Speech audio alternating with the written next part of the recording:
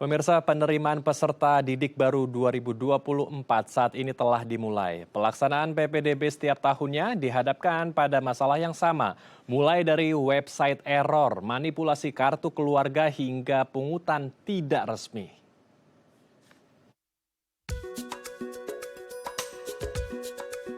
Penerimaan peserta didik baru 2024 saat ini telah dibuka sejak awal Juni. Masing-masing provinsi memiliki waktu pembukaan yang berbeda-beda. Di Pulau Jawa misalnya, tahap 1 PPDB DKI Jakarta dimulai pada 10 hingga 12 Juni 2024. Jawa Barat dimulai sejak 3 hingga 7 Juni, Jawa Tengah dimulai sejak 11 hingga 24 Juni, dan Jawa Timur sejak 10 hingga 11 Juni. Pelaksanaan PPDB setiap tahunnya selalu menimbulkan kegelisahan dan kegaduhan di tengah masyarakat, khususnya para orang tua dan peserta didik. Permasalahan yang ditemukan sejak pertama kali PPDB dibuka salah satunya adalah website error. Kondisi ini dialami oleh website PPDB Jawa Barat karena lonjakan pengguna. Dinas Pendidikan Jabar mengakui ada kendala sistem. Mereka mengimbau para orang tua murid untuk mendaftar secara offline. Permasalahan selanjutnya adalah masih ditemukan upaya manipulasi kartu keluarga. Pada 2023 lalu, tingginya kasus manipulasi KK menyebabkan 4.792 siswa dibatalkan dari PPDB. Beberapa oknum memanfaatkan celah dari sistem zonasi ini agar anaknya bisa sekolah di sekolah yang diinginkan. Hasil survei penilaian integritas pendidikan pada 2023 juga menunjukkan praktik pungutan tidak resmi ditemukan pada 2,24% sekolah dalam penerimaan murid baru. Pungutan tersebut umumnya terjadi ketika ada calon peserta didik yang tidak memenuhi syarat atau ketentuan penerimaan. Fenomena ini sungguh sangat memprihatinkan karena bertentangan dari esensi pendidikan. Pendidikan seharusnya mengajarkan dan menumbuhkan integritas, kejujuran, serta kerja keras bagi para peserta didik. Ya, untuk membahasnya lebih lanjut kita telah terhubung langsung dengan Ubaid Matraji selaku Koordinator Nasional Jaringan Pemantau Pendidikan Indonesia. Kita langsung sapa narasumber kita. Selamat siang Pak Ubaid. Assalamualaikum, apa kabar di sana Pak? Waalaikumsalam, kabar baik, Bang Andi. Oke, kita langsung saja membahas tentang PPDB nih Pak Ubaid yang banyak dikeluhkan orang tua siswa, Bapak Ibu dari anak-anak kita ya. Karena sulit sekali sekarang untuk mendaftarkan anak-anak kita ke sekolah. Mulai dari akses internet yang kurang memadai untuk PPDB-nya. Kemudian ada jual beli kursi, tentunya juga ada manipulasi KK. Kita akan membahasnya satu persatu Pak Ubaid. Kita mulai dari akses online-nya dulu untuk PPDB yang banyak dikeluhkan oleh orang tua calon siswa di sekolah karena banyak yang mengakses dikatakan oleh pemerintah dan juga pihak sekolah sehingga servernya down dan error sehingga orang tua tidak bisa mengaksesnya. Ini apakah sebetulnya kita tidak siap ya dalam menyelenggarakan PPDB secara online atau aksesnya yang perlu diperbaiki, internetnya, kemudian sarana prasarana untuk online-nya, Pak Ubaid? Iya, jadi ini bukan kejadian tahun ini saja, tapi kejadian tiap tahun ya. Sejak aplikasi online itu diberlakukan gitu. Tapi ya pertanyaannya kenapa kemudian diulang-ulang gitu ya. Jadi ya kesalahan itu ya sekali saja gitu. Kenapa kemudian kesalahan ini diulang-ulang sampai setiap tahun? Itu yang menjadi masalah. Ada apa sebenarnya gitu kan. Artinya kalau sistem yang tidak baik itu kan ya bisa diperbaiki lah dengan memperbaiki kemarin celah-celah kemarin itu. Tapi nyatanya setiap tahun soal online sistem error ini terjadi diulang-ulang. Itu yang justru menjadi pertanyaan masyarakat. Yang kedua, kalau sistemnya error ya kan, kenapa kemudian masyarakat gelisah? Karena sistem kita ini, PPDB kita ini sebenarnya adalah sistemnya adalah sistem rebutan kursi. Jadi kalau dia terlambat daftar, dia terlambat input data dan seterusnya, maka dia akan kegeser dengan peserta didik yang lain. Karena ini rebutan kursi gitu.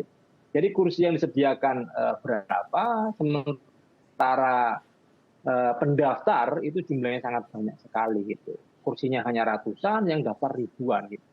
Nah, apakah sistem PPDB semacam ini tuh berkeadilan gitu? Sehingga sehari saja sistemnya error, masyarakat langsung panik. Kenapa panik? Karena nggak jelas ini rebutan ini siapa yang menang.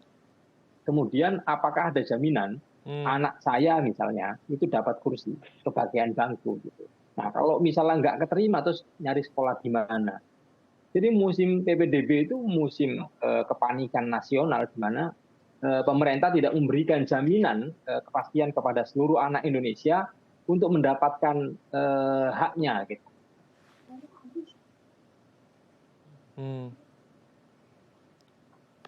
Baik, sepertinya kami mengalami gangguan komunikasi dengan Bapak Ubaid. Memang baik, Ya, kami telah terhubung kembali. Silakan Pak Ubaid.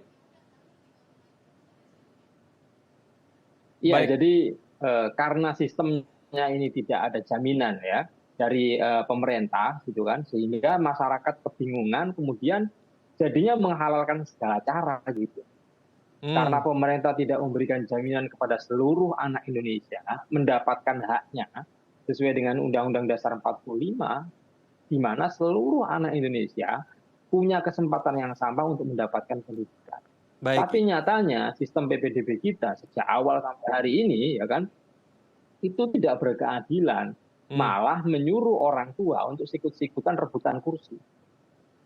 Baik, ini yang menjadi perhatian pemerintah ya, khususnya ada ketidakadilan padahal pendidikan ini adalah hak semua anak-anak kita. Nah, saya ingin mendalami hal itu karena kompetisi di PPDB ini juga tidak sehat ya, seperti yang tadi sudah dijelaskan oleh Pak Ubaid. Banyak anak-anak kita yang memiliki nilai yang bagus begitu Pak Ubaid, tetapi kalah dengan anak yang nilainya tidak bagus tetapi punya sertifikat tertentu seperti bisa yel-yel pramuka atau punya keahlian lain yang mungkin tidak sebaik dengan nilai akademik anak-anak yang lain. Nah, ini bagaimana sebetulnya proses screeningnya dalam kompetisi anak-anak kita dalam mendapatkan sekolah, Pak Ubaid? Proses screeningnya sangat gelap. Ini masuk celah-celah gelap yang hanya panitia PPDB dan Tuhan yang tahu ya. Jadi itu namanya jalur prestasi ya. Kenapa jalur ini adalah jalur yang gelap dan kita tidak tahu siapa yang kemudian namanya muncul. Yang dilaporkan oleh masyarakat adalah kita sudah input nilai rapor, kita sudah input sertifikat, kita sudah input aktif di 1, 2, 3, prestasi non-akademik 1, 2, 3, dan seterusnya. Tetapi pas pengumuman, namanya nggak keluar. Yang jadi pertanyaan masyarakat adalah, terus yang dinilai apanya gitu. Jadi kurang berprestasi apa anak-anak kami gitu ya. Jadi prestasi juga membingungkan. Cara menghitungnya bagaimana? Prestasi yang model apa yang itu pasti dijamin untuk dapat kursi. Sementara prestasi yang seperti apa yang tidak mendapatkan akumulasi penilaian gitu ya dalam jalur prestasi ini. Itu membingungkan bagi masyarakat. Jadi yang berprestasi masuk jalur prestasi nggak lolos gitu kan. Akhirnya pindah ke jalur zonasi. Merasa rumahnya dekat dari sekolah karena zonasi itu ngitung jarak, nggak lolos juga. Lalu sebenarnya apa ini? Ada apa gitu kan? Maka kemudian di tahun 2024 ini masyarakat seakan-akan apa ya? Tahu sama tahu. Ternyata ada jalur satu lagi yang menentukan bisa lolos atau enggak. Yang enggak ada di peraturan, tapi ini menjadi pengetahuan bersama, yaitu jalur gratifikasi. Jadi ada banyak informasi dari masyarakat, ternyata untuk bisa dapat bangku di sekolah, itu sudah ada maklar-maklar dari sekolah, perantara-perantara, lewat orang dalam, oknum guru, oknum kepala sekolah, itu bisa memeras orang tua. Ketika orang tua itu bayar, maka dijanjikan dapat jatah bangku sekolah. Baik. Jadi indikator screeningnya tidak jelas ya karena ada beberapa oknum tidak bertanggung jawab yang bermain di dalamnya seperti praktik ordal, orang dalam, dan ada juga jual beli kursi di sana yang membuat anak-anak kita kesulitan untuk mendapatkan sekolah yang ada di zonasinya. Lalu ketika orang tua ingin melakukan pengaduan, sebetulnya apakah bisa dan kalau bisa sebaiknya kemana Pak Ubaid? Ya, pengaduan jelas bisa dilakukan oleh orang tua ya. Bisa ke Dinas Pendidikan, bisa ke Komisi Pemberantasan Korupsi lewat jaga.id, bisa juga lapor ke organisasi masyarakat sipil, bisa juga ke ombudsman gitu ya. Sebenarnya ada banyak kanal-kanal pengaduan itu. Tapi pertanyaannya adalah seringkali masyarakat datang ke KPK, datang ke ombudsman, datang ke Kemendikbud ditanya, buktinya mana? Ya nggak ada buktinya. Hmm. Masa berhubungan sama maklar ada buktinya? Atau bayar beli bangku sekolah ada kwitansinya? Ya nggak ada. Nah itulah susah ini kan. Jadi nyatanya ada di lapangan, dirasakan oleh masyarakat, korbannya juga banyak, buktinya hanya pengakuan-pengakuan saja gitu. Nah, apakah bisa itu misalnya bukti pengakuan itu dijadikan sebagai alat bukti? Kan nggak cukup katanya kalau di aparat-aparat penegak hukum gitu. Ya harus ada misalnya video, atau harus ada kwitansi gitu. Ya mana sempat masyarakat memvideokan yang begituan, atau mana mungkin seceroboh sekolah bikin kwitansi jual beli kursi bangku di sekolah, itu tidak mungkin. Tapi ini menjadi pengetahuan bersama di masyarakat.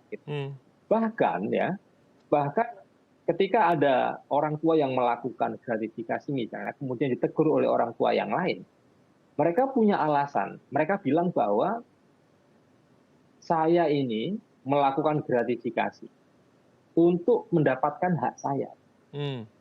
Jadi orang tua yang punya resource uang itu merasa bahwa negara ini menjamin seluruh anak Indonesia dapat sekolah. Nah kalau anak saya ini pinter ya enggak, rumah saya juga jauh dari sekolah, kalau saya biarkan apa adanya pasti nggak lulus. Karena bukan termasuk jalur afirmasi karena miskin, tidak jalur prestasi karena juga nggak pinter, gitu kan? Tidak jalur zonasi karena memang rumahnya jauh, gitu kan? Ya sudah, saya punya resource uang, ya saya bayar aja gitu. Loh kok dibayar Pak? Ya iya, hak untuk mendapatkan pendidikan itu kan hak semua anak. Lah saya melakukan gratifikasi ini ya kan untuk mendapatkan hak. Apa salah saya? Itu real yang ada di masyarakat gitu. Masyarakat yang punya resource uang itu dipakai untuk nyuap, dipakai untuk gratifikasi, untuk mendapatkan dengan alasan untuk mendapatkan haknya. Lah itulah yang kemudian menjadi refleksi kita bahwa memang sistem yang dibikin oleh pemerintah tentang PPDB ini, kenapa dari dulu belum berkeadilan? Kenapa sistemnya itu kok nyuruh masyarakat sikut-sikutan, rebutan kursi gitu. Padahal datanya kan jelas, berapa sih anak SD yang lulus SMP di Bogor misalnya? Berapa sih anak SMP yang lulus SMA di Jakarta misalnya? Apakah nggak ada datanya? Ya ada semua. Nomor induk siswa, kartu keluarga, itu semua data-data yang bisa untuk diintegrasikan ya. Sehingga jelas di Jawa Barat itu yang usia SMP lulus SMA itu berapa orang. Ya sediakan saja sekolah sejumlah anak-anak yang mau sekolah. Ya itu gitu.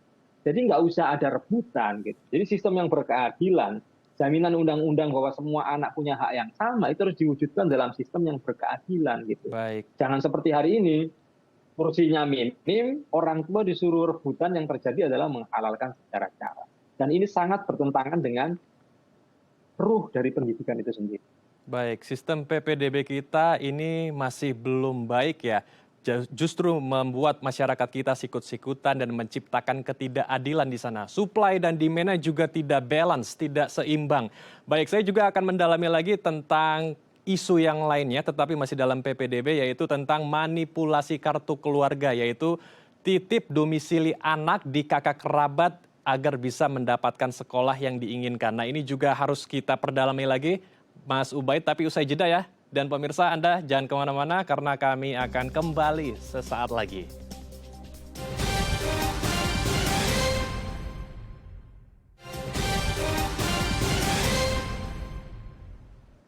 Terima kasih pemirsa, Anda masih bersama kami di Halo Indonesia. Kita akan lanjutkan diskusi hangat kita bersama dengan Pak Ubaid Matraji selaku Koordinator Nasional Jaringan Pemantau Pendidikan Indonesia.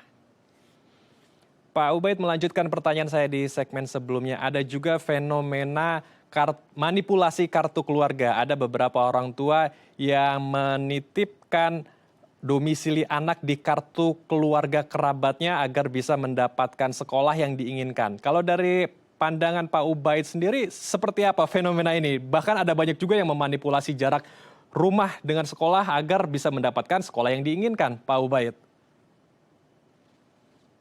Mereka yang melakukan manipulasi kakak, manipulasi jarak, ini pasti mereka yang perebutan bangku sekolah melalui jalur zonasi. Jadi jalur zonasi itu ukurannya adalah siapa yang lebih dekat ke sekolah, itu yang berpeluang untuk dapat bangku dibanding yang titiknya lebih jauh dari sekolah. Karena itu orang tua yang sadar bahwa rumahnya itu jauh dari sekolah, maka jauh-jauh hari itu dia akan mendekatkan kakaknya, entah numpang ke pamannya, numpang ke bibinya, dan seterusnya, yang rumah yang ditumpangi itu dekat dengan sekolah. Supaya peluang untuk diterima melalui jalur zonasi lebih besar daripada dia harus submit apa adanya dari rumah yang jauh dari sekolah. Sehingga itu dilakukan, meskipun itu manipulasi. Kenapa itu dilakukan? Sampai orang tua manipulasi. Karena ketika masyarakat itu gagal mengikuti PPDB, maka bisa jadi atau yang dirasakan oleh masyarakat itu adalah ya mereka merasa mendapat perlakuan yang berbeda. Jadi kalau gagal masuk sekolah negeri, dia harus masuk sekolah swasta. Daftar pertama saja itu angkanya bisa sampai puluhan juta. Belum SPP, ya kan, bulanan, belum bayar ekstrakurikuler bulanan juga, belum bayar buku, belum bayar seragam, belum bayar outing kelas, itu semuanya tagihan bulanan. Sementara di sekolah negeri itu sudah bebas biaya, dibiayai oleh pemerintah. Nah, perlakuan-perlakuan yang tidak berkeadilan, yang mendiskriminasi masyarakat antara anak yang sekolah negeri dan anak yang sekolah di swasta, inilah yang memutar kepala orang tua untuk menempuh jalan, ya, menghalalkan segala cara. Mereka tahu bahwa ini adalah curang, tetapi bagaimana lagi orang sistemnya tidak berkeadilan, gitu kan? Jadi sebenarnya kita tidak ingin ada perubahan sistem jalur yang diotak-atik itu ya. Yang dulu di Jawa Barat sangat masif sekali yang namanya manipulasi kakak. Kemudian keluar tahun ini misalnya yang ada di kakak itu nggak boleh nama di luar keluarga inti. Jadi harus ada nama orang tuanya dan seterusnya gitu. Jadi saya lihat perubahan jalur itu hanya di otak-atik zonasi dari 90, 70 jadi 50. Afirmasi awalnya 5 jadi 10 jadi 15. Yang manipulasi kakak yang dulunya bebas sekarang jadi harus ada orang tuanya. Menurut saya itu nggak menyelesaikan masalah, Pak. Masalahnya adalah anak-anak Indonesia semua ingin sekolah. Orang tua semua pengen yang terbaik bagi anaknya. Pertanyaannya adalah kenapa pemerintah tidak menjamin semua dapat bangku sekolah? Gitu. Karena itu Undang-Undang Dasar Pasal 31 nggak pernah membeda-bedakan anak Indonesia yang sekolah di negeri, anak Indonesia yang sekolah di swasta, enggak. Semua itu sama. Di mata undang-undang, semua punya hak yang sama untuk mendapatkan layanan pendidikan. Bahkan di pasal 34 Undang-Undang Sisdiknas itu juga sudah sangat jelas ya, bahwa tanggung jawab pendidikan itu adalah pemerintah. Masyarakat bebas biaya untuk bisa sekolah. Tapi nyatanya bebas biaya itu hanya ada di sekolah negeri. Gitu kan. Tetapi kenapa kemudian tidak bisa untuk seluruh rakyat Indonesia. Itu jadi pertanyaan. Karena bahasa pasal itu adalah bebas biaya. Bebas biaya itu artinya ya sekolah nggak perlu ada SPP. Sekolah nggak perlu ada bayar ekstrakurikuler. Sekolah nggak perlu ada bayar buku dan seterusnya. Karena pasal 34 itu nggak ada bahasa yang perlu ditafsiri lagi. Diksinya itu adalah bebas biaya. Nah, kenapa kemudian rata-rata lama sekolah di Indonesia itu SMP saja nggak lulus? Ya karena itu kita tidak menganggap ya bahwa pendidikan ini adalah sektor prioritas. Pembangunan sumber daya manusia ya yang menopang Human Development Index kita ini bagus, itu belum dijadikan prioritas di sekolah. Menjadi perencanaan pemerintah yang prioritas, ini yang penting, yang mendesak itu belum menjadi paradigma bersama gitu. Political will-nya nggak ada, goodwill-nya nggak ada. Sehingga APBD baik di provinsi untuk SMA, SMK, APBD untuk SD, SMP di kabupaten kota, itu tidak digunakan untuk pembiayaan akses kepada anak-anak yang selama ini left behind, anak-anak yang masih ketinggalan. Nah, dalam konteks pendidikan ini memang jangan sampai ada satupun anak yang ketinggalan nggak sekolah. No one left behind. Karena jangan sampai ada yang ketinggalan, maka harusnya dibuat sebuah sistem gitu ya. Sistem yang berkeadilan, jangan seperti saat ini yang sistemnya itu rebutan gitu ya. Kita mestinya PPDB itu supaya menenteramkan masyarakat gitu kan. Yang mencarikan sekolah itu mestinya pemerintah. Masyarakat itu hanya menyiapkan anak untuk dia berangkat sekolah. Dia siap sekolah, dia mengikuti program pemerintah.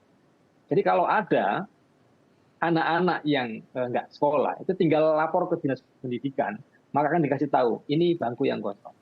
Kamu bisa milih sekolah A, B, C, terserah mau pilih yang mana.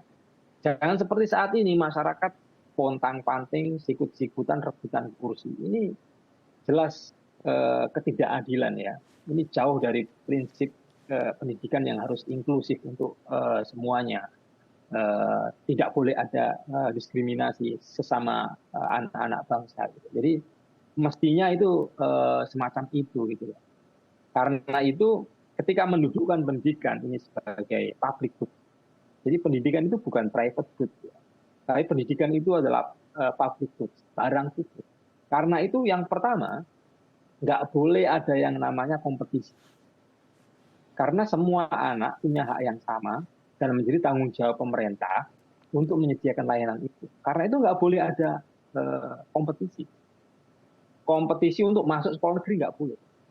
Jadi kewajiban pemerintah adalah bagaimana menyediakan kursi itu. Nah, caranya bagaimana? Caranya ya jelas, PPDB ini harus kepanitiaan bersama. Contoh misalnya di Jawa Barat atau di Jakarta. Contoh di Jakarta, daya tampung SMA di Jakarta itu hanya 35%.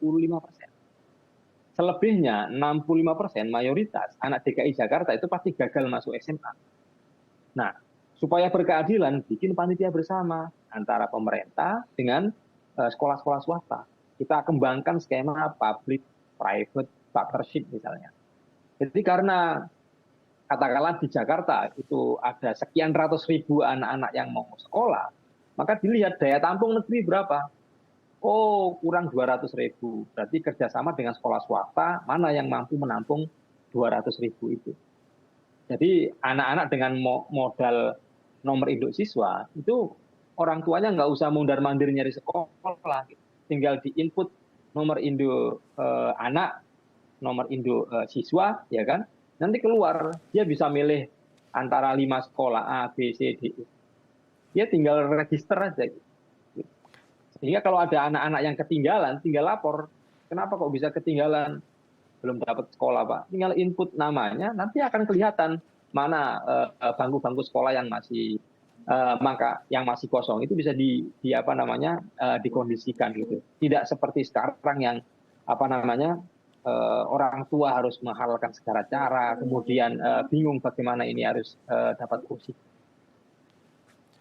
Baik, kita harapkan pemerintah mendengarkan diskusi kita dan bisa mengevaluasi kembali PPDB agar anak-anak kita seluruhnya bisa mendapatkan sekolah yang layak sehingga anak-anak kita bisa mendapatkan pendidikan yang baik dan bisa membangun negeri kita, Indonesia tercinta. Terima kasih Pak Ubaid telah bergabung bersama kami di Halo Indonesia. Salam sehat. Assalamualaikum Pak Ubaid.